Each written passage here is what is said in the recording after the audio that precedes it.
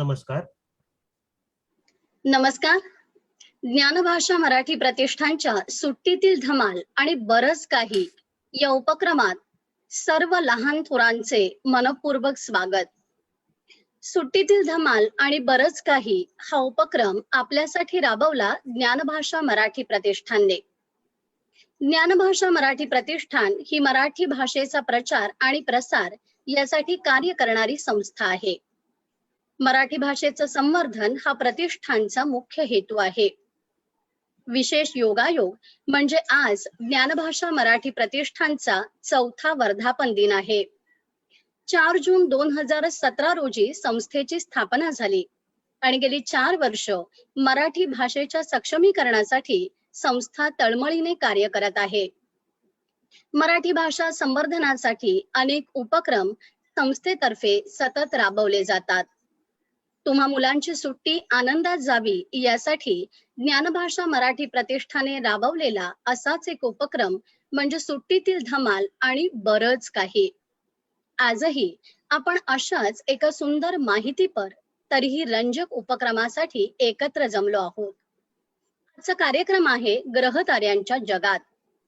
बालमित्रांनो, आपण पृथ्वीवर राहतो, पण वर उंच आकाशात दिसणारे ग्रह तारे याबद्दल माणसाच्या मनात अपार उत्सुकता आहे. खगोलशास्त्र हे फार जुनं शास्त्र आहे आणि आकाश निरीक्षण करणं हा माणसाचा छंद आहे. सूर्य आणि चंद्राचा उदय कसा होतो, दिवस रात्र कसे होतात, ग्रह आणि तारे यांच्यामध्ये काय फरक आहे, नक्षत्र म्हणजे काय, सूर्यमाला नेमकी कशी असते आणि त्या सर्वात मानवाचं अस्तित्व कुठे असतं, माणसाला पडणाऱ्या अशा अनेक प्रश्नांची उत्तरं त्याने आपल्या बुद्धीने शोधून काढली आणि अजूनही हे संशोधन चालूच आहे.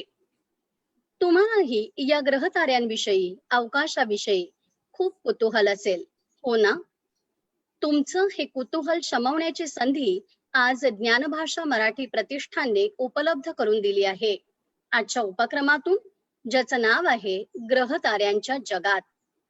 आज आपण ग्रहताऱ्यांच्या जगात प्रवेश करत त्यांच्याविषयी अधिक माहिती करून घेणार आहोत आणि यासाठी आपल्याला मार्गदर्शक म्हणून लाभलेले आहेत सन्माननीय विनीत वर्तक सर. सरांच्या कार्यक्रमात मी ज्ञानभाषा मराठी प्रतिष्ठानतर्फे आपलं मनपूर्वक स्वागत करते. नमस्कार, धन्यवाद. पेशाने मेकॅनिकल इंजिनियर असलेले विनीत सर ऑइल आणि गॅस क्षेत्रात एका बहुराष्ट्रीय कंपनीत नोकरीला आहेत. कामाच्या निमित्ताने ते जगभर प्रवास करत असतात. सध्या सुद्धा ते भारताबाहेर आहेत, म्यानमार मध्ये आहेत आणि तिथूनच ते आपल्यासाठी कार्यक्रम करत आहेत. याआधी BARC म्हणजे भाभा अणुसंशोधन केंद्र इथे सर 10 वर्ष कार्यरत होते. भटकंती करणे, ड्रायव्हिंग आणि लेखन हे सरांचे छंद आहेत. फेसबुकवर वेगवेगळ्या विषयांवर सरांचं लेखन सतत चालू असतं. सरांच्या ब्लॉगवरती त्यांच्या सुमारे 600 लेखांचा संग्रह वाचनासाठी उपलब्ध आहे आणि त्यांच्या ब्लॉगला आजपर्यंत 3.5 लाखांहून अधिक हिट मिळालेले आहेत. अभिविनीत आणि तुझ्याशिवाय या नावाची सरांची 2 पुस्तकंही प्रकाशित झाली आहेत. याशिवाय सरांना विद्यार्थ्यांमध्ये रमायला, त्यांच्याशी संवाद साधायला आवडतं. मुंबई पासून हेमलकसापर्यंत सर्व ठिकाणच्या विद्यार्थ्यांशी सर वेळात वेळ काढून संवाद साधतात. विज्ञान हा सरांचा आवडता विषय. शाळेतील विद्यार्थ्यांना विज्ञान विषयावर सर मार्गदर्शन करतात. आजपर्यंत 1000 पेक्षा जास्त विद्यार्थ्यांना सरांनी विज्ञान विषयावर व्याख्यान दिलेलं आहे. आज सर आपल्याला घेऊन जाणार आहेत ग्रहताऱ्यांच्या जगात. तुमच्याप्रमाणे मीही सरांचा कार्यक्रम बघायला उत्सुक आहे. चला तर मग विनीत सरांबरोबर जाऊया ग्रहताऱ्यांच्या जगात. नमस्कार बालमित्रांनो. आजच्या कार्यक्रमासाठी आधी सुरू करण्याआधी तुम्हा सर्वांची थोडी माफी मागतो. काही तांत्रिक अडचणी आणि जिथून ज्या देशातून आहे तिथे काही इंटरनेट प्रॉब्लेममुळे मीटिंग थोडी अर्धा तास उशिराने चालू होते आहे, तर त्याबद्दल क्षमस्व. तर त्या दिवशीचा कार्यक्रम आपण अर्धवट झाला होता काही तांत्रिक अडचणीमुळे, तर तिथून मी पुन्हा एकदा परत सुरुवात करतोय.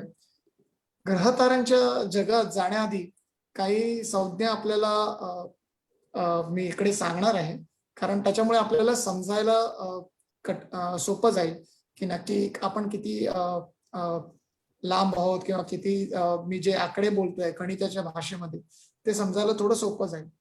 तर जनरली जेव्हा आपण पूर्ण विश्वाबद्दल बोलतो तेव्हा अंतर हे एक एकक असते की ज्याच्यामध्ये आपण पटीमध्ये बोलत असतो.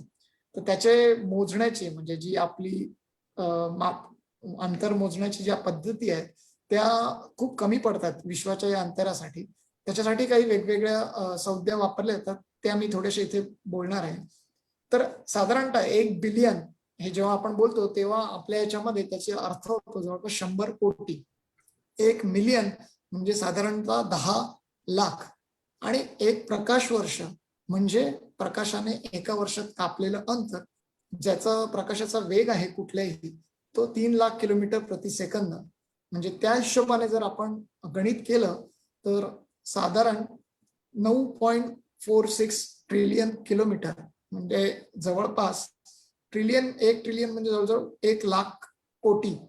तर म्हणजे तेवढं अंतर प्रकाश कापतो, म्हणजे साधारण 9.46 ट्रिलियन किलोमीटर हे अंतर इक्विव्हॅलंट टू 1 लाईट इयर. तर अशा सगळ्या वेगवेगळ्या सिस्टीम्स किंवा जे अंतरांच्या पद्धती आहेत त्या वापरल्या जातात. तर या विश्वाची सुरुवात जर आपण पकडली की समजा ज्याला आपण म्हणतात जी थिअरी आहे किंवा सर्वमान्य किंवा बहुतांश शास्त्रज्ञांनी किंवा वैज्ञानिकांनी मान्य केलेली एक थेअरी आहे जिला बिग बँग असं म्हटलं जातं. तर बिग बँग थेअरी जर आपण जर मान्य केली तर मी इथे शेअर करणार आहे बिग बँग बद्दल. तर म्हणजे नक्की काय आहे ते मी त्याचं प्रेझेंटेशन इथे शेअर करतो तुमच्या बरोबर.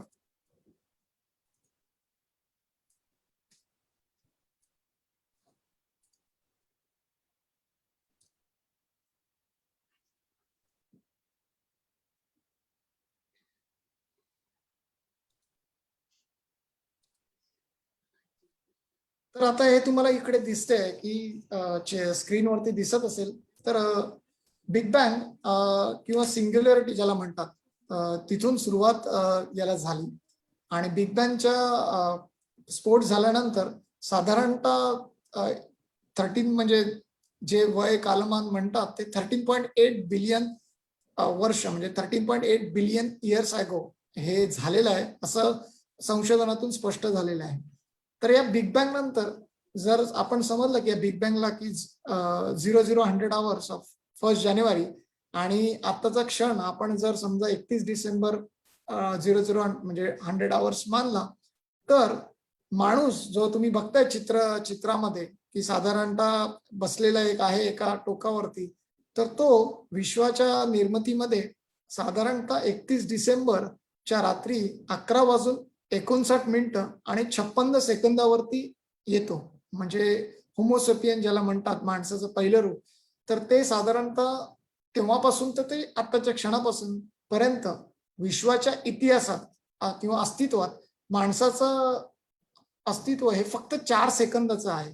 म्हणजे कालगणनेमध्ये आपलं अस्तित्व हे फक्त 4 सेकंदाचं आहे. त्याच्या आधी विश्व खूप काही अस्तित्वात आले होते, खूप काही गोष्टी विश्वात घडल्या गेलेल्या आहेत. हे तुम्हाला दिसते आहे. त्याच्यामध्ये बिग बँग झाल्यानंतर पहिल्यांदा खूप एका वायूचा किंवा तप्त गोळातनं वेगवेगळ्या आकाशगंगा किंवा ग्रहताऱ्यांची निर्मिती होत गेली आणि हे विश्व प्रसरण पावत गेले. आणि ते प्रसरण पावल्यामुळे जरी विश्व 13.8 बिलियन वर्षापूर्वी आज अस्तित्वात आलं, तरी जसं ज्याला म्हणतात की ऑब्झर्वेबल युनिव्हर्स किंवा जे आहे ते आज आपण जे बघू शकतो ते साधारण 46 बिलियन वर्षाचं विश्व आज आपण बघू शकतो. आणि हे एका टप्प्यापर्यंत आहे. म्हणजे तुम्ही जर याचा विचार केला तर हे एका समपातळीत आहे. पण याचा व्यासाचा म्हणजे 3D इफेक्ट मध्ये जर आपण विचार केला सर्क्युलर म्हणजे सर्क्युलर मोशन मध्ये, तर साधारण 93 बिलियन लाईट इयर्सचं विश्व आपण बघू शकतो. म्हणजे 93 बिलियन वर्ष जेवढं लाईट प्रवास करेल जेवढ्या अंतरावर तेवढ्या लांबचा गोष्ट आज आपण अस्तित्व किंवा त्याचं बघू शकतो. त्याच्या पलीकडे काय आहे याबद्दल अजून आपल्याला माहिती नाही किंवा तिकडचा प्रकाश अजून आपल्यापर्यंत पोचलेला नाही. ते पोचेल तेव्हा त्याच्यावरती आपल्याला कळेल की तेव्हा त्यावेळेला काय होतं. तर या विश्वाच्या पोकळीमध्ये आपली एक सूर्यमाला आहे किंवा ज्याला सौरमाला असं म्हणतात, तर ती आहे. तर इकडे आहे जे तुम्हाला प्लॅनेटरी सिस्टीम ज्याला म्हणतात. सो आपल्या प्लॅनेटरी सिस्टीम मध्ये सूर्य हा एक मोठा तारा आहे आणि त्याच्या भोवती अनेक ग्रह, उपग्रह, लघुग्रह, धूमकेतू अशा सगळ्या गोष्टी फिरत असतात. तर जर आपण बघितलं की सूर्याच्या सगळ्यात जवळचा ग्रह जो आहे तो म्हणजे मर्क्युरी किंवा बुध. So mercury is a closest one. तर आता त्याच्यानंतर येतो व्हीनस म्हणजे शुक्र तारा. शुक्र तारा नाही, शुक्र ग्रह. त्याच्यानंतर आहे आपली पृथ्वी आणि पृथ्वीचा उपग्रह चंद्र. आणि त्याच्यानंतर आहे मार्स आणि मार्स म्हणजे मंगळ. आणि मंगळ नंतर आहे ज्युपिटर किंवा गुरुग्रह. या मंगळ आणि गुरुग्रहाच्या मध्ये तुम्हाला एक ऍस्ट्रॉइड बेल्ट नावाचं एक तुम्हाला दिसतंय. तो त्याला म्हणतात लघुग्रहाचा पट्टा आहे तो एक, की जिकडे खूप सारे लघुग्रह त्याच्यामध्ये आहेत, खडक आहेत किंवा छोटे छोटे लघुग्रह जे म्हणजे ज्यांचा आकार साधारण 100 किलोमीटर पर्यंत पसरलेला आहे, असे छोटे मोठे खडक किंवा जे आहेत तसा एक पट्टा आहे. तर गुरुग्रहानंतर आपण पुढे गेल्यानंतर सॅटर्न किंवा शनी हा ग्रह आहे. त्याच्यानंतर युरेनस आहे. युरेनस नंतर नेपच्यून आहे. आणि नेपच्यून पलीकडे प्लुटो हा या आपल्या सौरमालेचा आधी भाग होता. पण प्लुटो सारखेच अनेक ग्रह दिसल्यामुळे किंवा अस्तित्वात असल्यामुळे शास्त्रज्ञांनी प्लुटोला आपल्या सौरमालेतनं नंतर बाजूला केले. कारण का प्लुटो सारखेच मेग्नेम, एरिस हे जे तुम्हाला दिसत आहेत हे लघुग्रह हे प्लुटोच्याच आकाराचे आहेत. सो वैज्ञानिकांमध्ये त्याच्यावरती डिबेट झाली की प्लुटोला आपण ग्रह मानला तर मग या लोकांना पण ग्रह मानायला पाहिजे. आणि मग त्याच्यावरून त्यांनी या सगळ्या लघुग्रहांना, ऍस्ट्रॉइड्स किंवा ग्रहांना, छोट्या ग्रहांना त्यांनी ट्रान्स नेपच्यून ऑब्जेक्ट किंवा ज्याला TNO असं म्हणतात, ट्रान्स नेपच्यून ऑब्जेक्ट म्हणजे नेपच्यूनच्या पलीकडचे कुठलेही सारे ग्रह किंवा ज्याला ड्वार्फ ग्रह म्हणजे स्टार किंवा जे ग्रह आहेत तर त्यांना सगळ्यांना एकाच कॅटेगरीमध्ये टाकलं, त्याला TNO म्हणतात. तर हा जे TNO आहेत हे अशा प्रकारचे क्युपर बेल्ट मध्ये आढळतात. तर क्युपर बेल्ट ही आपली सौरमालेची सीमा म्हटलं तर वावगं ठरणार नाही. आणि त्याच्यानंतर आपण अनंताच्या प्रवासाला सुरुवात करतो. तर अशी ही आपली सूर्यमाला किंवा जी आहे त्याच्यामध्ये हे सगळे वेगवेगळे ग्रह आहेत. तर याच्यात सगळ्यात मोठा जो ग्रह आहे तो म्हणजे ज्युपिटर. ज्युपिटर म्हणजेच गुरु. सो गुरु ग्रह is around like 11 times more than अर्थ. म्हणजे पृथ्वीपेक्षा साधारणतः 11 पट मोठा आहे. But at the same time 317 times त्याचं मास जास्ती आहे. मास इन द सेन्स वस्तुमान म्हणजे त्याचं वजन आपण जे म्हणतो तर त्याचं वस्तुमान जे आहे ते पृथ्वीपेक्षा 317 पट आहे. आणि याचं हे वायूने बनलेलं आहे. तर या विश्वाच्या पोकळीमध्ये आपल्या सूर्यमालेचा जर पत्ता विचारायचा असेल किंवा कोणाला सांगायचं असेल की जसं आपण आपल्या घराचा पत्ता सांगतो की मी अमुक अमुक बिल्डिंग मध्ये राहतो, अमुक अमुक रस्त्यावरती माझी बिल्डिंग आहे, हा रस्ता अमुक अमुक भागामध्ये आहे, तो अमुक अमुक राज्यामध्ये, अमुक अमुक देशामध्ये आहे. तर अशा पद्धतीने जर आपल्या सौरमालेचा पत्ता जर सांगायचा असेल तर आपल्याला सुरुवात करावी लागेल ती या म्हणजे सूर्यापासून. सूर्य, त्याच्या भोवती फिरणारे हे सगळे ग्रह आणि हे सगळे जी सिस्टीम आहे, हे जी भाग आहे ती आकाशगंगा. ती आकाशगंगा कोणती आहे किंवा मिल्की वे गॅलेक्सी. सो आपल्या आकाशगंगेला मिल्की वे असं म्हणतात. सो त्याच्यामध्ये मिल्की वे मध्ये सूर्यासारखे जवळपास 100 बिलियन तारे आहेत एकट्या मिल्की वे मध्ये. 100 बिलियन म्हणजे मी मगाशी सांगितलं मुद्दामून की 1 बिलियन म्हणजे जवळपास 100 कोटी म्हणजे 100 बिलियन 100 बिलियन तारे सूर्यासारखे आहेत. आणि त्या प्रत्येक ताऱ्याला एक तरी ग्रह आहे, एक किंवा एकापेक्षा जास्ती. जसे सूर्याला इतके सारे 8 जे आपण आता ग्रह बघितले तसे आहेत, तसेच त्या बाकीच्या ताऱ्यांना सुद्धा एकापेक्षा जास्ती ग्रह आहेत.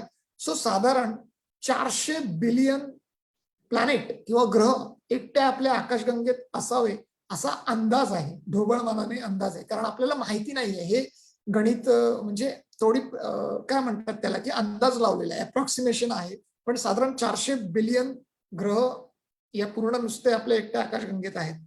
तर याच्या हा मिल्की वे मध्ये जर आपण व्यास बघितला या मिल्की वेचा, तर साधारण तो 1 लाख ते 1.25 लाख प्रकाश वर्ष इतका प्रचंड मोठा आहे.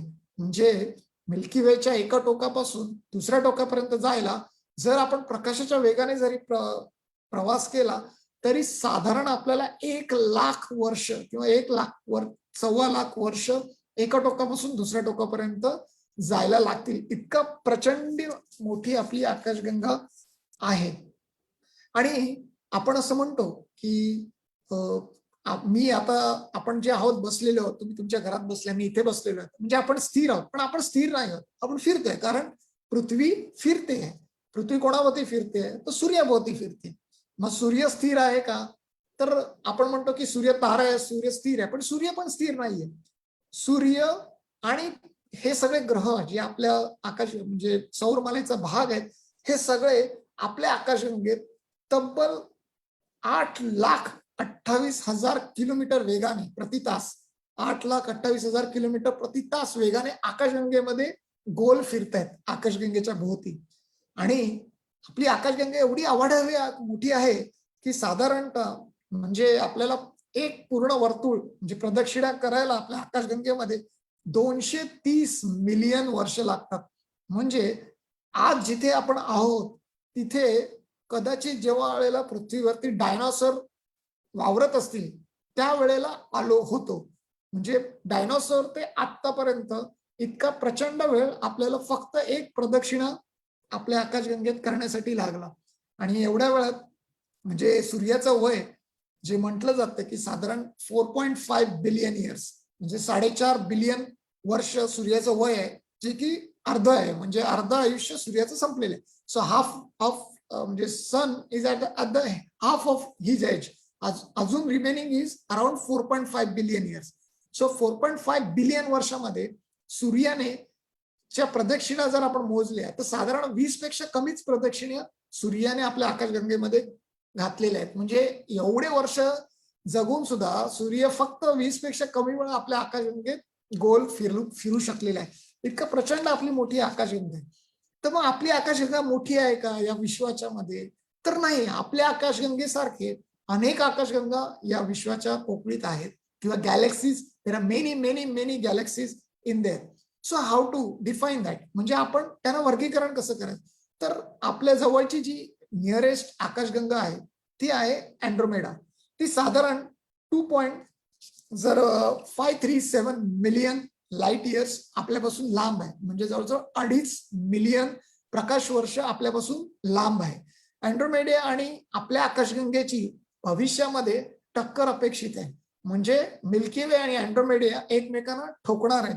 आता ते घडायला अजून कित्येक मिलियन वर्ष जातील. तोपर्यंत आपण कदाचित नसू, आपण नसणारच आहोत किंवा मनुष्य असेल की नाही तिथेही शंका आहे. पण त्यावेळेला टक्कर होणार आहे या दोन्ही आकाशगंगेची. तर अशी अँड्रोमेडा आपली मिल्की वे असं बनवून आपण जर एक लोकल ग्रुप तयार केला तर त्याला क्लस्टर असं म्हणतात. तर आपल्या क्लस्टरचं नाव आहे वर्गो सुपर क्लस्टर. तर या वर्गो सुपर क्लस्टर मध्ये साधारणतः 700 गॅलेक्सी आहेत. 700 गॅलेक्सीज म्हणजे 700 आकाशगंगा मिळून वर्गो सुपर क्लस्टर तयार होतो. तर मग असं सुपर क्लस्टर विश्वामध्ये किती आहेत? म्हणजे असं एक वर्ग झालं म्हणजे आपण जसं म्हणतो की महाराष्ट्र एक राज्य आहे, गुजरात आहे किंवा बाकीची राज्य आहेत. तर तसं वर्ग सुपर क्लस्टर एक स्टेट पकडली तर अशी विश्वाच्या पोकळीमध्ये किती स्टेट्स आहेत किंवा किती सुपर क्लस्टर आहेत? तर जवळपास विश्वाच्या जे युनिव्हर्स मध्ये साधारणतः 10 मिलियन सुपर क्लस्टर्स आहेत. म्हणजे प्रत्येक सुपर क्लस्टर मध्ये 700 ते 800 किंवा 1000 पर्यंत आकाशगंगा आहेत. आणि असे 10 मिलियन सुपर क्लस्टर विश्वामध्ये आतापर्यंत एस्टिमेटेड आहेत. याच्या पलीकडे अजून किती असतील आपल्याला माहिती नाहीये. आतापर्यंतच्या संशोधनामध्ये इथपर्यंत माहिती मिळालेली आहे. सो तुम्ही विचार करू शकता की ज्या माणूस म्हणजे आपण असं म्हणतो की माणूस खूप मोठा आहे, माणूस खूप आहे, तर त्याचं अस्तित्व या विश्वाच्या पोकळीत कुठेच अगदी म्हणजे अक्षरशः धुळीच्या कणा एवढं सुद्धा नाहीये. तर आपण जेव्हा अशा विश्वाच्या पोकळीमध्ये फिरत असतो किंवा बघत असतो तेव्हा अनेक सारे वेगवेगळे या ग्रह ताऱ्यांशिवाय वेगवेगळ्या गोष्टी आपल्याला बघायला मिळतात. त्याच्यापैकीच हे म्हणजे ऍस्ट्रॉइड आणि कॉमेट. तर ऍस्ट्रॉइड म्हणजे आणि कॉमेटमध्ये काय आहे तर आपण ते जाणून घेऊया. तर ऍस्ट्रॉइड म्हणजे साधारणतः लघुग्रह ज्याला म्हणतात की ऍस्ट्रॉइड जे आहेत ते, आणि कॉमेट्स इज लाईक अ धूमकेतू, म्हणजे ज्याला आपण मराठीत धूमकेतू म्हणतो. मेटोरॉइड्स म्हणजे ज्याला म्हणतात अश्नी, आणि मिटोर्स म्हणजे उल्का. सो उल्का आणि अश्नीमध्ये काय फरक आहे तर जेव्हा एखादे जसे मोठे ग्रह आणि तारे आहेत या विश्वामध्ये, तसे छोटे छोटे खडक सुद्धा आहेत की जे एकमेकांच्या ग्रहांच्या टकरीतून तयार झालेले आहेत, किंवा विश्वाच्या निर्मितीच्या वेळेला उरला सुरला जो असं आपण म्हणतो की छोटा मोठा कचरा जो होता तो कचरा या विश्वात विखुरलेला आहे, आणि त्याचाच भाग म्हणजे हे मेटॉर्स किंवा कॉमेट्स किंवा ऍस्ट्रॉइड्स. तर हे पूर्णतः ग्रह बनू शकलेले नाही की ज्याला म्हणू आपण. त्यांची व्यास जो असतो तो अक्षरशः काही 1 किलोमीटर पासून ते 100 किलोमीटर 1000 किलोमीटर पर्यंत असू शकतो, किंवा त्याच्याही पेक्षा जास्त. कॉमेट्स जे आहेत हे एक पूर्ण आपल्या सौरमालेमध्ये किंवा अशा वेगवेगळ्या सौरमालेमध्ये फिरत असतात, आणि यांची कक्षा एलिप्टिकल असते, म्हणजे लंब वर्तुळाकार पद्धतीची असते. सो हे खूप एकदा येऊन गेले की परत येण्यासाठी खूप कालावधी घेतात. म्हणजे अगदी जसं आपण म्हणतो हॅलोचा धूमकेतू हा साधारण 75 का 76 वर्षात येतो, तर तसे अनेक कॉमेट्स 2400 वर्ष. आताच रिसेंटली जो एक कॉमेटने आपल्याला भेट दिली तो जवळपास 6400 वर्षानंतर परत येणार आहे पृथ्वीवरती. म्हणजे आधी तो 400 वर्षापूर्वी आला होता. सो असे कॉमेट्स किंवा धूमकेतू आपल्या सौरमालेला भेट देत असतात.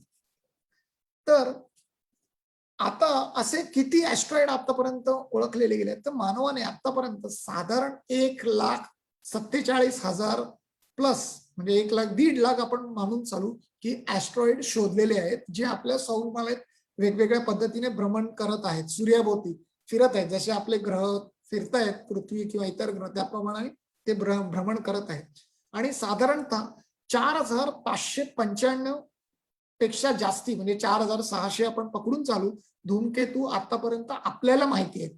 अजून किती माहिती नाही त्याची आपल्याला अंदाज नाही आहे, पण साधारणतः एवढे धूमकेतू आज आपल्याला माहिती आहेत. आणि हे जे कॉमेट्स किंवा मेटो जे आहेत म्हणजे ऍस्ट्रॉइड्स किंवा हे जे मेटॉर्स जेव्हा पृथ्वीच्या जवळ येतात तेव्हा पृथ्वीचा गुरुत्वाकर्षण त्यांना आपल्याकडे खेचून घेतं, आणि त्याच्यामुळेच आपल्याला जे तुम्ही म्हणतात की तारा तुटताना दिसतो आकाशामध्ये, की तो खूप जोरात एका टोकापासून दुसऱ्या टोकावरती जातो, म्हणजे काय उल्कत उल्कत पडली. तर हे जे कचरा आहे हा पृथ्वी जेव्हा फिरत असते, पृथ्वी त्यांना जवळ आल्यानंतर खेचून घेते आपल्याकडे, आणि ते पृथ्वीच्या पृष्ठभागाकडे प्रवास करू लागतात. त्यांचं वातावरणाशी घर्षण होतं. So it's basically friction between the atmosphere and the material cause a lot of heat. म्हणजे की त्यांना त्याच्यामुळे प्रचंड हीट तयार होते, आणि तुम्हाला तो जो प्रकाश तयार होतो तो अति खूप उच्च प्रकाश असतो, त्याच्यामुळे आपल्याला रात्रीच्या अंधारात हे स्पष्टपणे दिसतात. तर अनेकदा काय होतं की हे मेटॉर पृथ्वीच्या वातावरणात एवढे गरम होतात की ते हवेत नष्ट होतात, म्हणजे वातावरणात नष्ट होतात. पण यातले काही जे असतात ते जमिनीवरती आदळतात. तर साधारण किती असे आदळतात तर तुम्हाला वाचून आश्चर्य वाटेल की जवळपास 25 मिलियन मेटरॉइड्स, स्पेस डेब्रिस प्रत्येक दिवशी पृथ्वीवरती येत असतं, म्हणजे पृथ्वीच्या वातावरणात प्रवेश करतं. म्हणजे 25 मिलियन वेगवेगळ्या गोष्टी एका दिवसाला 24 तासामध्ये पृथ्वीच्या वातावरणात प्रवेश करत असतात. पण याच्यापैकी सगळ्याच पृथ्वीवर पडतात असं नाही, त्या पृथ्वीच्या वातावरणातच नष्ट होतात. सो साधारणतः जर म्हणजे जे मोठे ज्याला मेटेरॉइड्स म्हणतात किंवा मोठे उल्कापिंड आहेत, तर ते साधारणतः 6,100 प्रत्येक वर्षी, म्हणजे 6,100 एव्हरेज आपल्या पृथ्वीवरती प्रवेश करतात प्रत्येक वर्षी.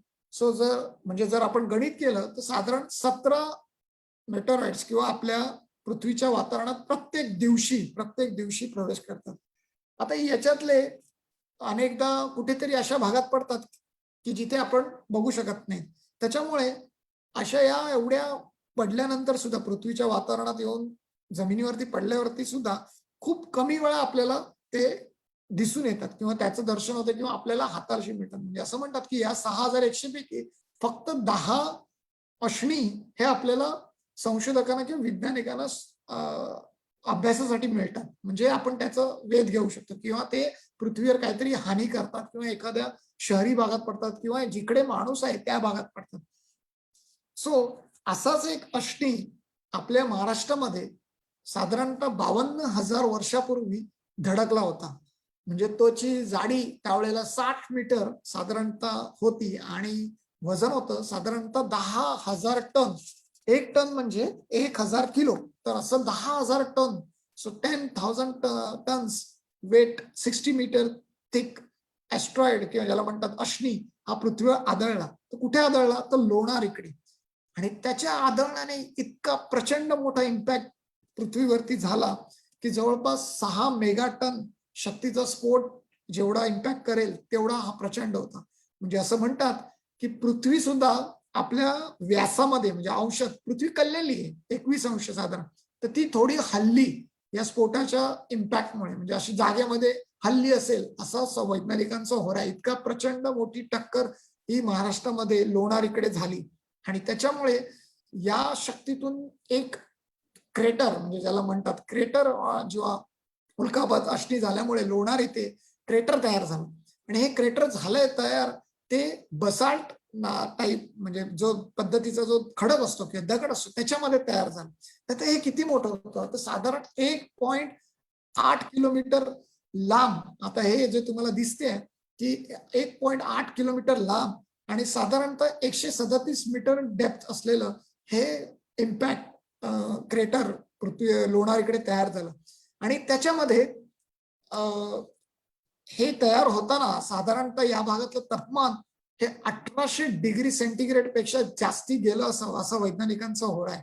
आणि या सगळ्या प्रक्रियेमुळे इकडे तो जो अश्नी होता इम्पॅक्ट करणारा तो पूर्णतः वितळून गेला आणि इकडच्या जमिनीमध्ये त्याचे अंश आजही सापडतात. त्यामुळेच इथली जमीन किंवा इथली जैवविविधता ज्याला आपण म्हणतो ती पूर्णतः वेगळी आहे. इकडे ज्या प्रकारची झाडं किंवा बॅक्टेरियल फॉर्मेशन किंवा जे आढळतात हे दुसरीकडे जगाच्या कुठल्याही कोपऱ्यात आढळत नाहीत. आणि आपण लकी आहोत की लोणार सारखा भाग आपल्या महाराष्ट्रामध्ये इतक्या जवळ आहे. पण दुर्दैवाने आपण तिथे जात नाही, आपण तिकडे त्याचं संवर्धन योग्य रीतीने करत नाही. तर माझी तुम्हा बालमित्रांना विनंती आहे की जेव्हा तुम्ही मोठे व्हाल तेव्हा लोणार सारखे संवर्धनासाठी पुढे यावं आणि तुम्ही त्याचं संवर्धन करा. कारण हा खूप मोठा ठेवा आपल्याकडे निसर्गाने दिलेला आहे. ते लोणारमध्ये जे या ब्लास्टमुळे एक खाऱ्या पाण्याचं सरोवर तयार झालेलं आहे. तर तुम्हाला माहितीये की समुद्राचं पाणी साधारण खारं असते आणि त्याची पीएच व्हॅल्यू वरून त्याचं खारेपणा ठरवतात की किती खारं आहे. So that Lonar lake pH is around 10.3 to 10.5. So ते टोटली अल्कलाईन आहे. सो इफ म्हणजे तुम्हाला शाळेत माहिती असेल की नॉर्मलची व्हॅल्यू जी असते ती 7 असते, म्हणजे 0 ज्याला म्हणतात की तो ऍसिडिक नाही आणि अल्कलाईन नाही. 7 पेक्षा कमी झालं की आपण ऍसिड कडे जातो, 7 पेक्षा जास्ती झालं की अल्कलाईन कडे जातो. सो लोणारचं जे पाणी आहे that is more of a alkaline. So 10.5 त्याचं अल्कलाईन आहे. सो ते खाऱ्या पाण्याचं आणि त्याच्यामध्ये एवढ्या खाऱ्या याच्यामध्ये कुठलाच जलचर जिवंत राहू शकत नाही, म्हणून त्याच्यात मासे वगैरे नाहीये. पण त्याच्यामध्ये एक प्रकारची बुरशी किंवा त्याला ॲलगी म्हणतात ती आहे आणि त्याच्यामुळे ते पाणी गुलाबी वगैरे तुम्हाला दिसू शकते किंवा ते बदलतं. सो आणि तिकडे खूप सारे संशोधन आहे. लोणारला जर तुम्ही गेला तर तिथल्या मातीमध्ये अजूनही मॅग्नेट्स आहे. जर तुम्हाला काही प्रयोग करणारे दाखवतील की हळद टाकून त्याच्यामध्ये पाणी टाकलं तर ती लाल होते. सो किंवा चुंबक जर फिरवलं तुम्हाला खूप सारे दगड त्याला चिकटताना दिसतील. कारण हा जो अश्नी वितळला होता त्याचे हे कंपोनंट आहेत की जे अजूनही लोणारमध्ये आहेत.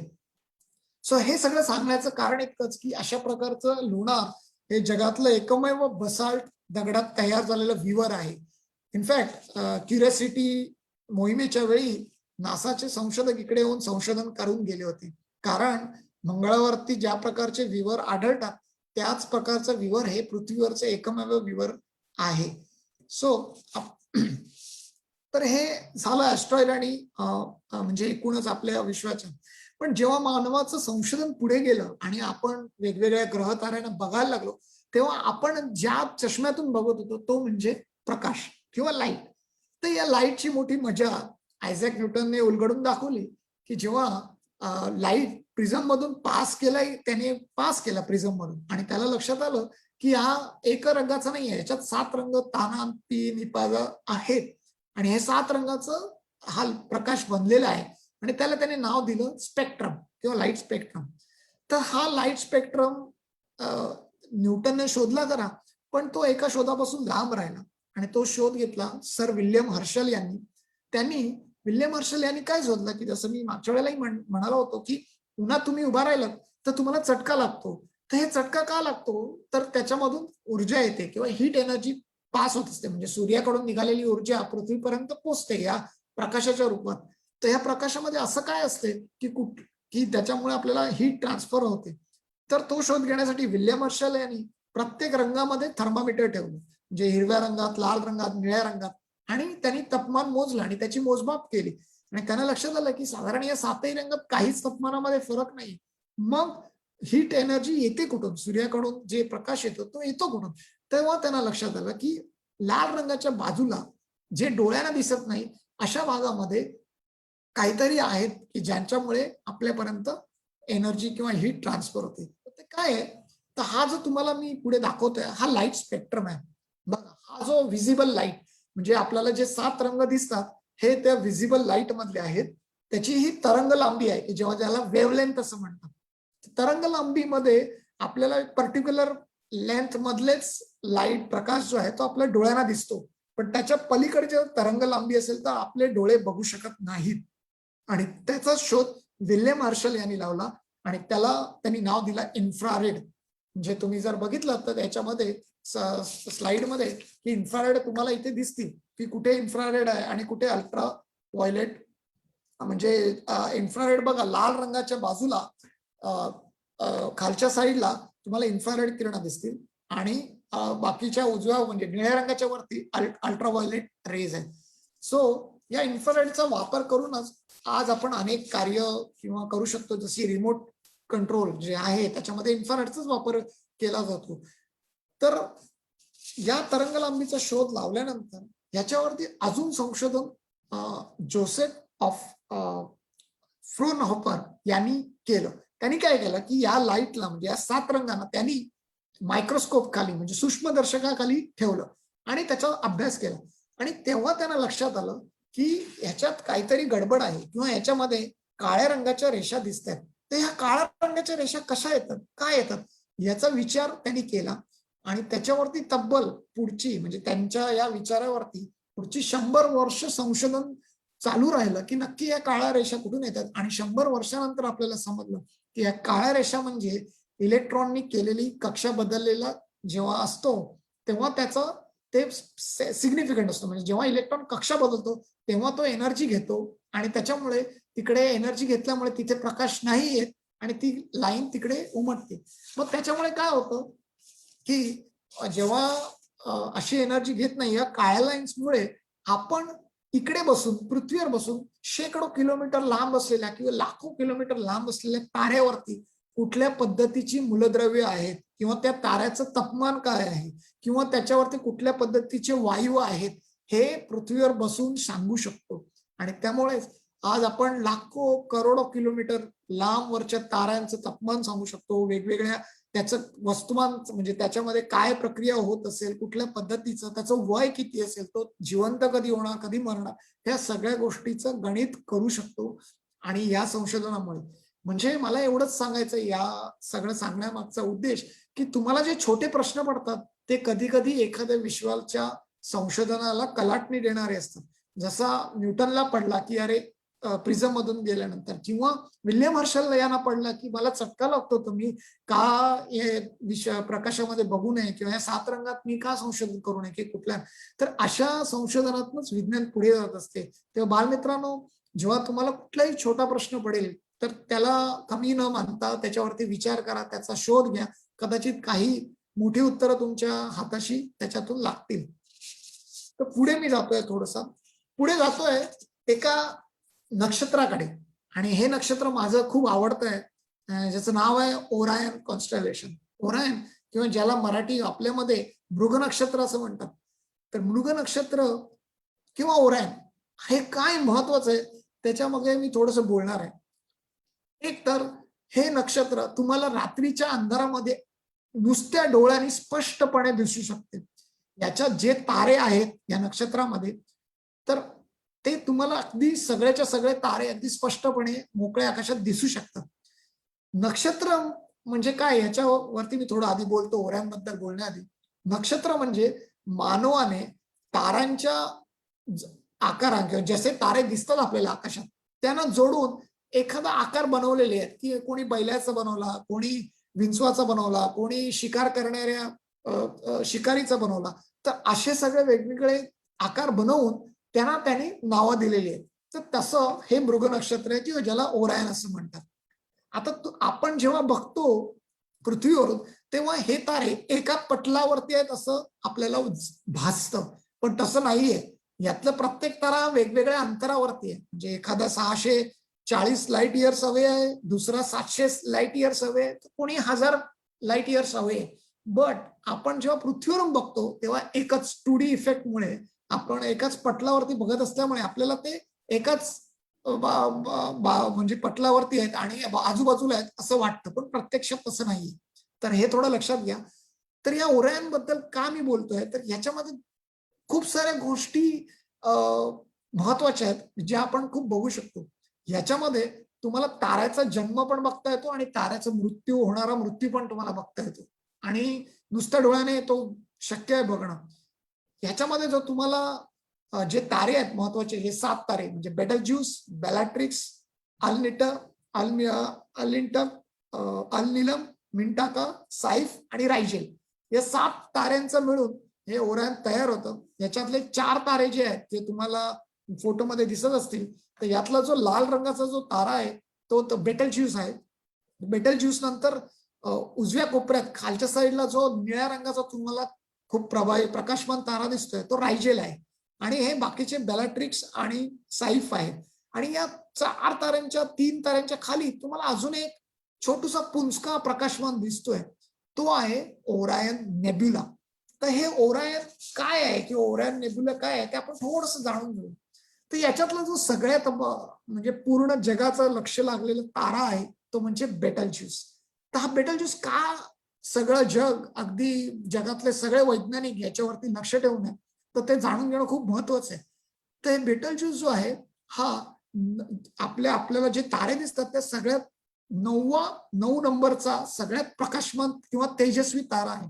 So it is one of the brightest 9th brightest object in the visible spectrum, म्हणजे जे आपल्याला अर्थवरून दिसत आहेत तारे ग्रह त्याच्यातलं.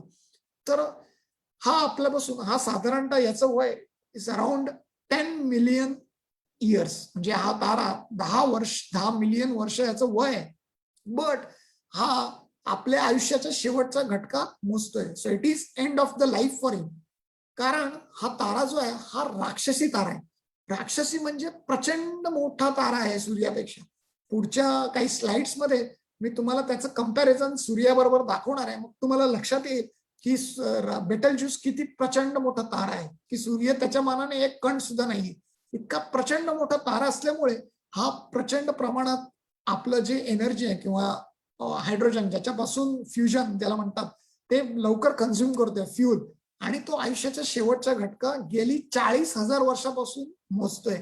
आणि तो आता अशा टप्प्यावरती आहे की तो त्याचा कधीही स्फोट होईल. म्हणजे ताऱ्याचा जन्म आणि ताऱ्याचा मृत्यू हा ठरलेला असतो आणि तो कोणत्या पद्धतीने होणार हे त्याच्या वस्तुमानावरती अवलंबून असते. जसे बेटलज्यूस सारखे तारे असतात यांचा मृत्यू म्हणजे आकाशातला एक सोहळा असतो. सोहळा म्हणजे काय, तर हा मरताना अतिशय प्रचंड बॉम्बस्फोट सारखा स्फोट करतो आणि पूर्ण आसमंत उजळवून टाकतो. आणि त्याचा जो फटका आहे किंवा त्याच्या बॉम्बस्फोटातनं झालेलं जे सगळं मटेरियल किंवा झालेलं आहे ते प्रचंड आसमंतात सगळीकडे फेकलं जाते. मग याच्यामध्ये गॅमा रेज असतात, एक्सरेज असतात, वेगवेगळं मटेरियल असतं. आपल्यासाठी महत्वाचं असं आहे की आपण खूप याच्यापासून साधारणतः 643 प्रकाश वर्ष लांब आहोत. त्याच्यामुळे हा जरी उद्या फुटला तरी सुद्धा पृथ्वीला त्याच्यापासून काही धोका होणार नाही. आणि बघा म्हणजे आज जो आपण बघतोय तो साधारण 14व्या शतकातला किंवा 15व्या शतकातला बेटलज्यूसला बघतोय. का, तर तो प्रकाश 14व्या शतकात जेव्हा निघालाय त्याला पृथ्वीवर यायला 650 वर्ष लागली आणि म्हणून तो आता येऊन कुठे 21 मध्ये आपल्या पृथ्वीपर्यंत पोहोचतोय. म्हणजे जर त्याचा स्फोट झाला असेल तर तो साधारण 643 वर्षापूर्वी व्हायला पाहिजे. आता झाला तर आपल्याला 643 वर्षानंतर दिसेल. तर पण शास्त्रज्ञांना असं वाटते की कधीही कुठल्याही क्षणी हा स्फोट होईल, कारण हा शेवटच्या त्याचं आयुष्य संपलेलं आहे. तर तसंच हा दुसरा जो तारा आहे खालच्या साईडला, म्हणजे उजव्या हाताला खाली, त्याचं नाव आहे रायझेल. त्या रायझेल सुद्धा राक्षसी तारा आहे आणि याचा ब्राईटनेस किंवा ज्याची प्रकाशमान सूर्यापेक्षा तब्बल 62,000 ते 3,00,000 पटीने जास्तच आहे, म्हणजे तेजस्विता. सो बट बिकॉज हा खूप आपल्यापासून लांब आहे त्याच्यामुळे तो इतका मोठा दिसत नाही. जर सूर्य इतका जवळ असता तर त्याने अख्खं आसमंत व्यापून टाकलं असतं किंवा आपण पृथ्वीवरती राहिलोच नसतो बघण्यासाठी. सो आपल्या भाग्याची गोष्ट आहे की तो खूप लांब आहे, पण तो आपल्या प्रकाश म्हणजे पूर्ण आपल्याला जेवढे सगळे तारे दिसतात किंवा ग्रह दिसतात तर त्यातला सगळ्यात सेव्हन्थ म्हणजे 7 brightest object in the whole sky तर आहे. आणि याचं भविष्यही सुपरनोवा मध्ये म्हणजे दडलेलं आहे. पण त्याच्या आधी बेटल ज्यूसचं सुपरनोवा होणार आहे. तर हे सुपरनोवा म्हणजे काय ते पुढच्या काही स्लाइड मध्ये मी तुम्हाला सांगतो, म्हणजे तुम्हाला लक्षात येईल. हे थोडं कंपॅरिझन मी मगाशी म्हणत होतो ते. तर बघितलं की सूर्य या स्लाइड मध्ये तुम्हाला लक्षात येईल की सूर्य अक्षरशः एक कण आहे आणि त्याच्या हिशोबाने रायझेल बघा आणि बेटल ज्यूस बघा, आणि रायझेल पेक्षाही बेटल ज्यूस बघा. बेटल ज्यूसची म्हणजे कितीतरी सूर्य त्या बेटल ज्यूस मध्ये मावतील इतका प्रचंड मोठा राक्षसी तारा आहे. आणि त्याच्यापेक्षा बाजूला जो तुम्हाला तारा दिसतोय त्याचं नाव आहे अंटारेस. अंटारेस किंवा त्याला मराठीमध्ये ज्येष्ठा असं म्हणतात. तुम्ही कधी जर बघा आपले पूर्वज किती प्रगत होते की त्यावेळेला कुठल्याही बायनोक्युलर किंवा टेलिस्कोप शिवाय त्यांनी या ताऱ्याला ज्येष्ठ असं नाव दिलं. ज्येष्ठ म्हणजे जो आपल्या घरात सगळ्यात मोठा असतो त्याला आपण ज्येष्ठ म्हणतो, तर त्याला आपण नाव दिलेलं आहे की ज्येष्ठा. आणि अंतारेस हा बेटल ज्यूस पेक्षाही डबल पेक्षा जास्ती मोठा आहे. म्हणजे आणि it is one of the, आता आपण जे शोधलेले मोठे मोठे तारे आहेत त्याच्यातला one of the biggest star असं म्हणता येईल. तर हा राक्षसी तारा आहे. याचाही फेट जो आहे किंवा याचाही जो शेवट आहे हा सुपरनोवा मध्ये होणार आहे किंवा हायपरनोवा मध्ये होईल. खरे तर सुपरनोवाच्या वरती हायपरनोवा. तर बेटल ज्यूस तुम्हाला लक्षात आलं म्हणून मी थोडीशी स्लाइड ठेवली होती की तुम्हाला अंदाज येईल की हा बेटल ज्यूस किती प्रचंड मोठा राक्षसी तारा आहे. आणि हा जेव्हा फुटेल तेव्हा ते अशा पद्धतीने फुटेल. मी थोडस एक स्लाइड खाली जातो कारण मला ते सांगायचं. ह्याला म्हणतात सुपरनोवा. म्हणजे जर तुम्ही आकाशात बघितलं जे शास्त्रज्ञांना अपेक्षित आहे तर ते अशा पद्धतीने की तुम्हाला नॉर्मल आकाशात उजवीकडचा जो डावीकडचा जो पहिला चौकोन आहे त्याप्रमाणे दिसत असेल, त्याच्यानंतर स्फोट होताना असं म्हणतो तो उजळवून टाकेल. आणि जसा स्फोट झालेला आहे त्याच्यानंतरच्या या स्टेज आहेत की हळूहळू ते सगळं मटेरियल जे तुम्हाला बघा लांब लांब लांब लांब जाताना दिसते, तर हे अंतर जे बघितलं तर हे कित्येक प्रकाश वर्षाचं अंतर आहे. हे जवळ नाहीये. ही फ्रेम जी आहे ती जवळ नाहीये. म्हणजे कित्येक लाखो किलोमीटर करोडो किलोमीटर हा सगळा त्याच्यातलं जे मटेरियल असेल वस्तुमान ते फेकलं जाईल आणि पर्यायाने तो एखाद्या ब्लॅक होलमध्येही बदलू शकेल. ब्लॅक होल म्हणजे काय हे मी नंतर पुढे सांगणार आहे, कशा पद्धतीने ब्लॅक होल काय करतं नक्की काय होतं. तर या ओरायन नेब्युलाबद्दल अजून एक गोष्ट म्हणजे आता आपण बघितलं की मी तुम्हाला ताऱ्याच्या मृत्यूबद्दल सांगितलं म्हणजे बेटल ज्यूस किंवा रायझेल किंवा सुपरनोवा बद्दल. तर ताऱ्यांचा जन्म हा सुद्धा तितकाच महत्वाचा असतो. म्हणजे सगळ्यांना तुम्हाला क्युरियोसिटी असेल की how the star is born, how this all this stars in the universe take place किंवा how they born. So they born होतात. तर कसं असते त्याला जे इकडे बॉर्न होतात तशी एक कारखाना असतो. म्हणजे जसं तुमचं एखादी चप्पल तयार होते तर चप्पलेचा कारखाना असतो, एखादी मशीन तयार होते तर त्या मशीनचा कारखाना असतो. त्याप्रमाणे या ताऱ्यांना निर्मिती करणाऱ्या कारखाने विश्वाच्या पोकळीत आहेत. त्यांना नेब्युला असं म्हणतात. तर nebula is just nothing but the where it produces the star.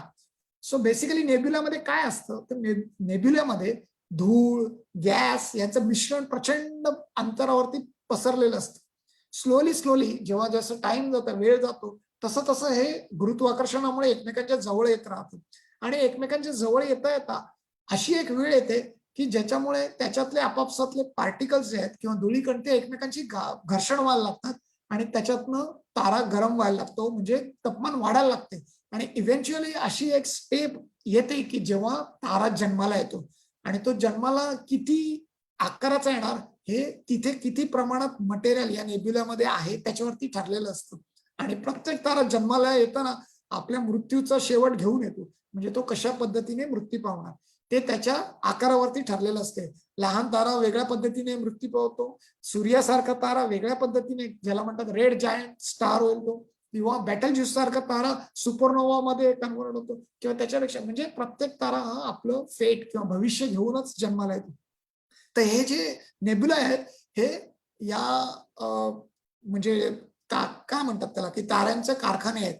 आणि ओरायन मध्ये इंटरेस्टिंग जो पार्ट मी तुम्हाला मगाशी सांगितला की बेटल ज्यूस, रायजेल म्हणजे सुपरनोवा पण तुम्हाला बघता येणार आहे, म्हणजे ताऱ्याचा शेवट आणि ताऱ्यांचा कारखाना सुद्धा तुम्हाला नुसत्या डोळ्याने बघता येतो. तो Orion nebula is the only nebula जे तुम्ही नेकेड आईजने बघू शकतात. कुठल्याही टेलिस्कोप शिवाय तुम्ही नेब्युला बघू शकता. म्हणजे डोळ्यांना हा दिसतो, म्हणजे जसं मागच्या इमेजमध्ये मी दाखवलं की हा जे म्हणजे जे 3 ताऱ्यांच्या खाली तुम्हाला थोडंसं प्रकाशमान दिसतोय दॅट इज ओरायन नेब्युला, आणि हा तुम्हाला नुसत्या डोळ्याने दिसू शकतो. तर ओरायन नेब्युला टेलिस्कोप मधनं जर तुम्ही बघितला तर अशा पद्धतीने दिसतो. हे जे 2 नेब्युले याच ओरायन कॉन्स्टलेशन मध्ये आहेत, एक आहे हॉर्स हेड आणि दुसरा आहे ओरायन नेब्युला. तर हॉर्स हेड नेब्युला बघण्यासाठी तुम्हाला टेलिस्कोप लागतो, पण ओरायन नेब्युला नुसत्या डोळ्याने दिसतो. तो नेब्युलामध्ये तुम्ही बघाल त्या हॉर्स हेड मध्ये ते जे धुळी आणि याचा वायूचा जो ढग वरती आलाय तो त्याचा आकार एखाद्या घोड्याच्या डोक्यासारखा दिसतो, म्हणून त्याला हॉर्स हेड नेब्युला असं म्हणतात. आणि ओरायन नेब्युलाला ते ओरायन कॉन्स्टलेशनचं नाव आहे म्हणून ओरायन नेब्युला. तर इकडे जे तुम्हाला बारीक बारीक लुकलुकणारे पांढरे जे तारे दिसत आहेत हे आत्ता या जन्माला आलेले तारे आहेत. आत्ता म्हणजे त्यांचं वय ही काही कित्येक बिलियन वर्ष आहेत, पण ताऱ्यांच्या वयाच्या मानाने खूप यंग तारे आहेत, म्हणजे ते नवीन आहेत. म्हणजे जसं सूर्याचं वय 4.5 बिलियन इयर्स आहे आणि यांचं काही 1-2 मिलियन इयर्स असेल, तर हे खूप नवजात शिशु किंवा ज्याला आपण म्हणतो की लहानपणीचे तारे आहेत. तर हे सगळे जे ब्राईट स्पॉट्स तुम्हाला दिसत आहेत हे नवीन जन्म झालेले तारे आहेत. तर या इकडे फॅक्टरीमध्ये नवीन तारे जन्माला येतात. तर ती जन्माला घालणारी फॅक्टरी तुम्ही ओरायन नेब्युलामध्ये किंवा ओरायन कॉन्स्टलेशन मध्ये बघू शकता. म्हणून हा जो मी ओरायन बद्दल इतकं स्पेसिफिकली जास्ती वेळ घेऊन सांगितलं की हे तुम्हाला नुसत्या डोळ्याने बघता येतं. मी थोडंसं पुढे येतोय, सुपरनोवा बद्दल मी सांगितलं आणि त्याच्यानंतर मी येतोय ब्लॅक होल मध्ये. ब्लॅक होल किंवा कृष्णविवर. So what is black hole? So black hole मी थोडंसं इंग्रजी आणि मराठी मिक्स करतोय. So black hole you need to imagine की समजा तुमच्या डोक्यावर एखादं वजन ठेवलं, तुम्ही 1 किलो डोकं वजन घेऊ शकाल तुमच्या डोक्यावरती. 5 किलो ठेवलं तुम्हाला थोडंसं कठीण जाईल, 10 किलो ठेवलं तर तुम्हाला सहन नाही होणार, 100 किलो ठेवलं तर तुम्ही घेणार तुमचं डोकं त्याच्या खाली चेपकून जाईल. सो अशाच पद्धतीने जेव्हा एखादा तारा आपल्या आयुष्याच्या शेवटच्या घटका मोजतो किंवा सुपरनोवा होतो त्यावेळेला तो आपलं वजन पेलू शकत नाही आणि त्या वजनाखाली तो कोलमडून जातो. आणि त्या कोलमडून कारण याचं वस्तुमान प्रचंड असते. आता जसं आपले सौरमालेत 90% वजन किंवा वस्तुमान मास हे एकट्या सूर्याचं आहे. म्हणजे सगळे ग्रह आणि सगळे लघुग्रह आणि सगळं मिळून फक्त 10% म्हणजे एकट्या सूर्याचं वस्तुमान 90%. सो तसं या ताऱ्यांचं वस्तुमान प्रचंड असते. सो त्याच्या खाली ते सर्व्हाइव्ह करू शकत नाही. इव्हेंच्युअली तो तारा कोलॅप्स होतो आणि अशी एक स्टेज येते की प्रकाश सुद्धा त्या वजनाच्या पलीकडे जाऊ शकत नाही. काय होतं की प्रकाश पुढेच जाऊ शकत नाही. त्याचं वजनच किंवा त्याची गुरुत्वाकर्षणाची शक्तीच एवढी असते की ती प्रकाशाला पण बेंड करते. आणि मग काय होतं जर तिकडे प्रकाशच तुमच्या डोळ्यावरती आला नाही तर तुम्ही सांगणार तिकडे काहीतरी होल आहे किंवा ब्लॅक आहे, तिकडे अंधार आहे आणि त्यालाच ब्लॅक होल असं म्हणतात. So eventually light cannot escape from the black hole. आता तुम्हाला इथे दिसते म्हणजे इमॅजिन करा की समजा पृथ्वीला तुम्ही कंप्रेस केलं किंवा दाबलं आणि एखाद्या चमच्यात एखाद्या गोटी एवढं जर बनवलं तर तिची साईज तेवढी राहील गोटी एवढी, पण तिचं वस्तुमान पृथ्वीच्या वजना एवढं राहील. म्हणजे तिचं वजन पृथ्वीच्या वजना एवढं जेवढी पृथ्वीचं आहे तेवढंच राहील. तर कसं होईल तर ते exactly same condition black holes मध्ये असते. ब्लॅक होल्स मध्ये ते छोटूस असते एकदम, पण त्याचं वस्तुमान प्रचंड असते आणि मग ते काय करते की ते आजूबाजूच्या ताऱ्याकडनं अजून अजून प्रत्येक जे काय आहे ते खेचून घ्यायला लागतं. म्हणजे आणि त्याची साईज वाढत जातं. म्हणजे त्याच्या वस्तुमानामध्ये जे कोणी जवळ येईल तो त्याला खेचून घेतो. म्हणजे जिकडे प्रकाश सुटत नाही तिकडे बाकीच्या गोष्टी कुठून सुटणार. मग हळूहळू त्याची व्याप्ती वाढत जाते आणि ब्लॅक होल आपल्याला दिसत नाही पण दिसते ते त्याच्या इव्हेंट होरायझनमुळे. म्हणजे जेव्हा बघा आता ज्या फोटोमध्ये तुम्हाला दिसते तर दुसऱ्या ताऱ्याकडनं सगळं मटेरियल खेचून घेतोय black hole. Black hole actually सेंटरमध्ये आणि त्याच्या बाजूला हे मटेरियल फिरते फिरते आणि त्याच्यात लुप्त होऊन जाते.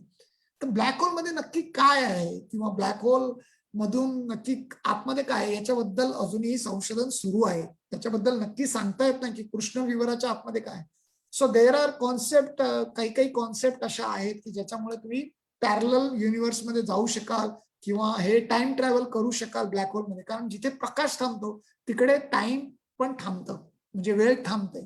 तर अशा पद्धतीच्या थेअरीज आहेत. मी त्याच्यात जास्ती डिटेलमध्ये जाणार नाही कारण तुम्हाला ते कन्फ्युजिंग होईल. सो फक्त एवढं लक्षात ठेवा की कृष्णविवर प्रत्येक आकाशगंगेच्या मध्यभागी कृष्णविवर आहेत. जसं आपल्या मिल्की वेच्या मध्यभागी सॅजिटेरियस ए नावाचं कृष्णविवर आहे आणि जे की खूप प्रचंड आहे आणि ते आपल्या आजूबाजूच्या ताऱ्यांना हळूहळू गिळंकृत करते आहे.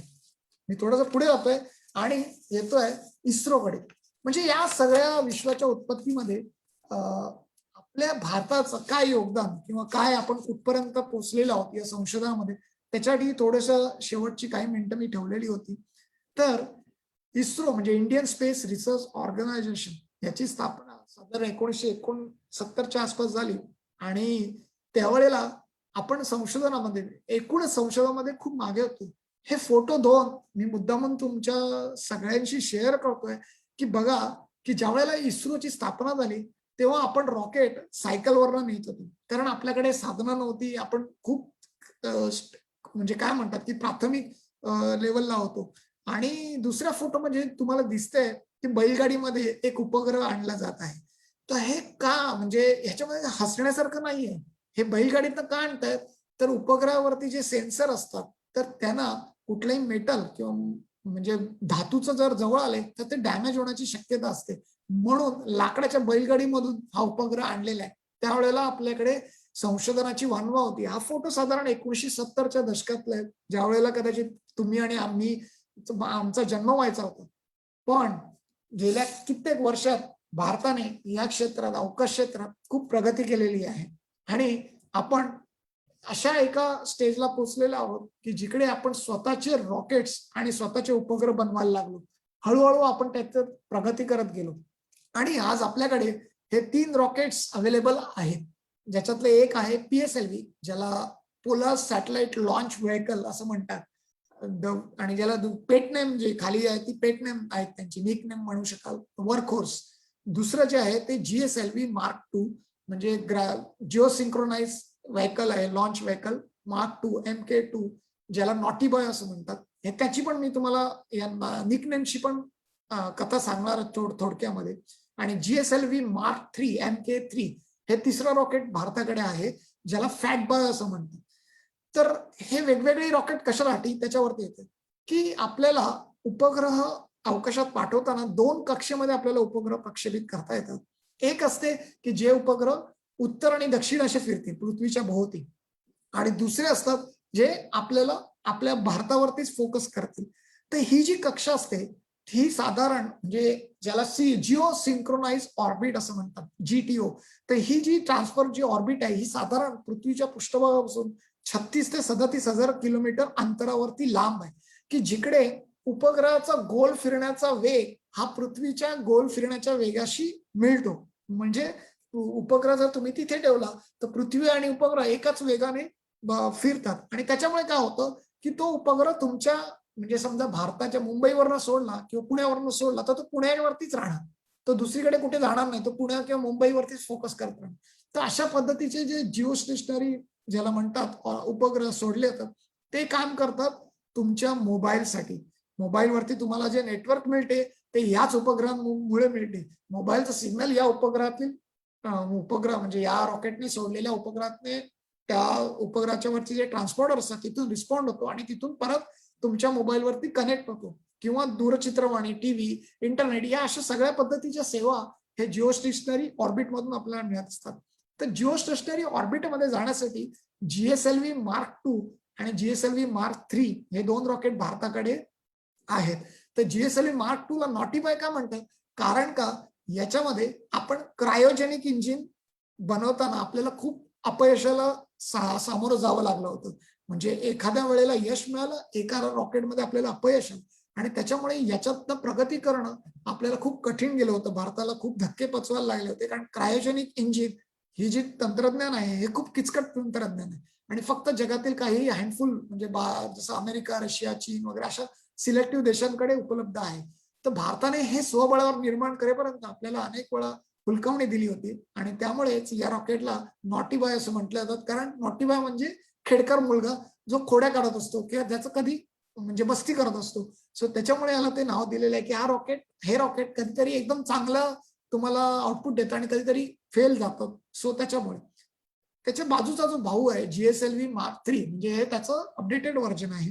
तर त्याला फॅट बॉय असं म्हटलं जातं, कारण हे भारताचं सगळ्यात शक्तिशाली रॉकेट आहे. हे प्रचंड वस्तुमान म्हणजे जिओ स्टेशनरी ऑर्बिटमध्ये जवळपास 4 टन किंवा 6 टनापर्यंत मला वाटतं वजन घेऊन जाऊ शकतं. म्हणजे 6 टनापर्यंतचा उपग्रह प्रक्षेपित करण्याची याची क्षमता आहे 36,000 किलोमीटर वरती. ते त्याच्यासाठी हे वापरलं जातं मार्क 3. आपलं जे गगनयान मिशन होणार आहे त्याच्यामध्ये GSLV Mark 3 हेच वापरलं जाणार आहे रॉकेट अंतराळवीरानं ऑर्बिटमध्ये घेऊन जाण्यासाठी. आणि सगळ्यात डावीकडे जे आहे ते PSLV म्हणजे पोलर सॅटेलाइट लॉन्च व्हेकल. तर हे जे आहे त्याला वर्क हॉर्स म्हटलं जातं, कारण हे सगळ्यात यशस्वी रॉकेट भारताचं आहे की जे आपल्याला ज्याने अनेक रेकॉर्ड केलेले आहेत. सगळ्यात जास्ती उपग्रह सोडण्याचा रेकॉर्ड या रॉकेटच्या नावावरती आहे.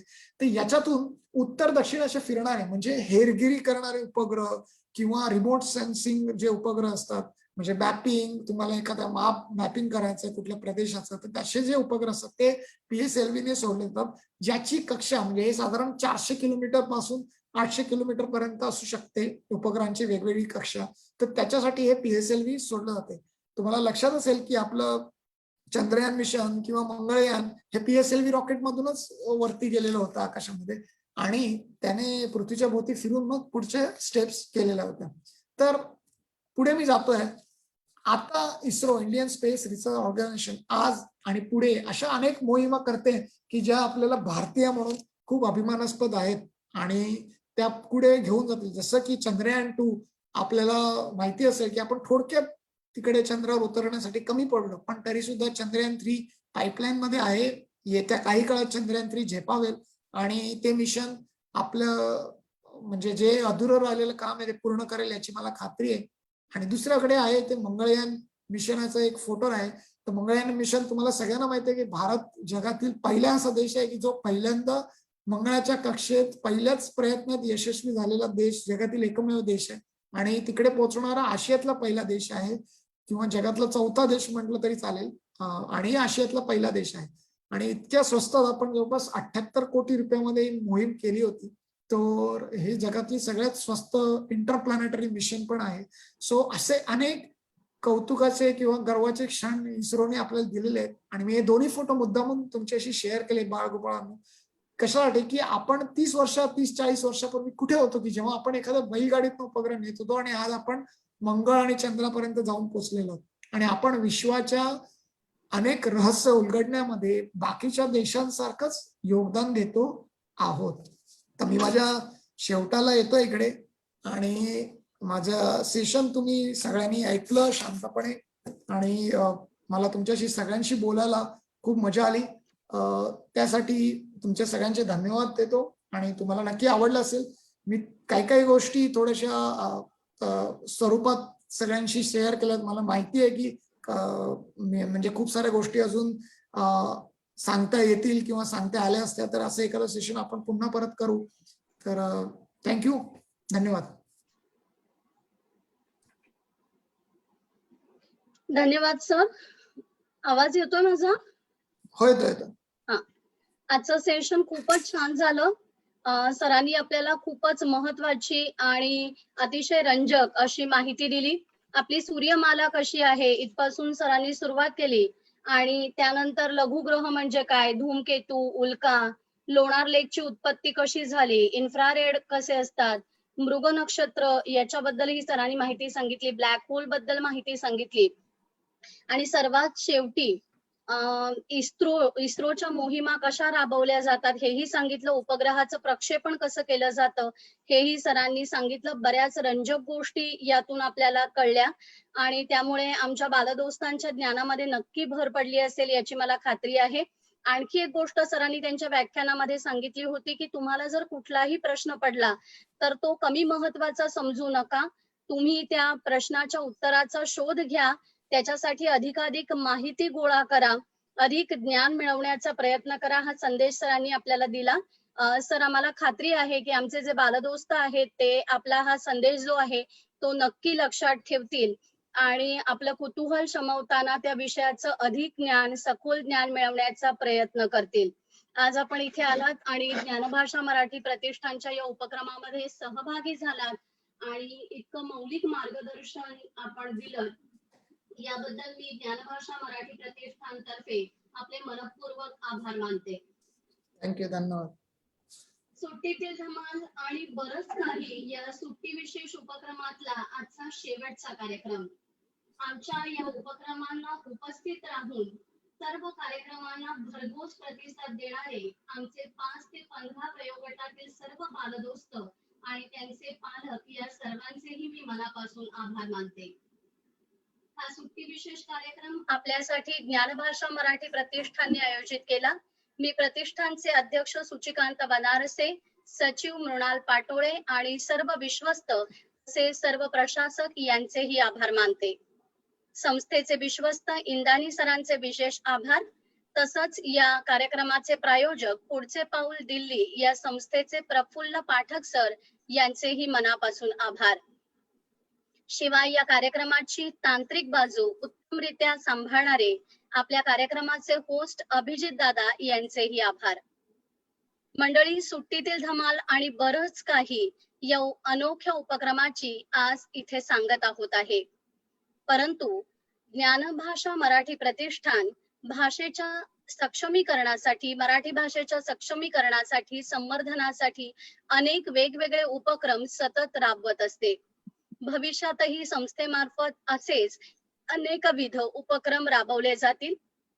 त्या उपक्रमांनाही आपला भरघोस प्रतिसाद मिळेल आणि ज्ञानभाषा मराठी प्रतिष्ठानच्या या भाषिक चळवळीत आपण आम्हाला साथ द्याल याची आम्हाला खात्री आहे.